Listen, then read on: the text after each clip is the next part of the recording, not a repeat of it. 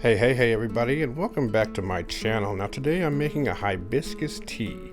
It's Juneteenth, and in honor of that, a nice refreshing summer drink that's also great for lowering blood pressure. So let's get started. Dry hibiscus roselle flowers are the star, which you can find in grocery stores or online. Full recipe is available at cbactortraveler.com.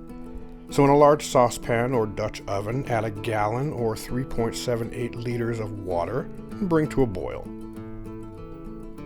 Add the dried flowers. Et al. There's cardamon, cloves, star anise, allspice, grated ginger, a cinnamon stick.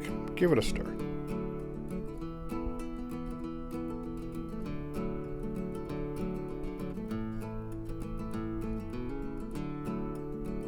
So you're going to let it boil for about 15 minutes, stirring occasionally.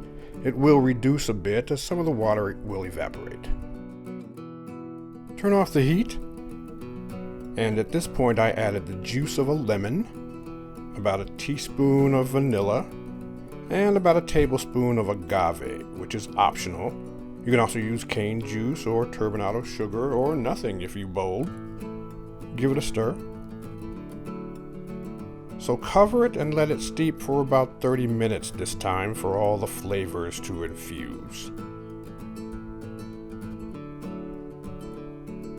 At this point you'll want to skim out your aromatics.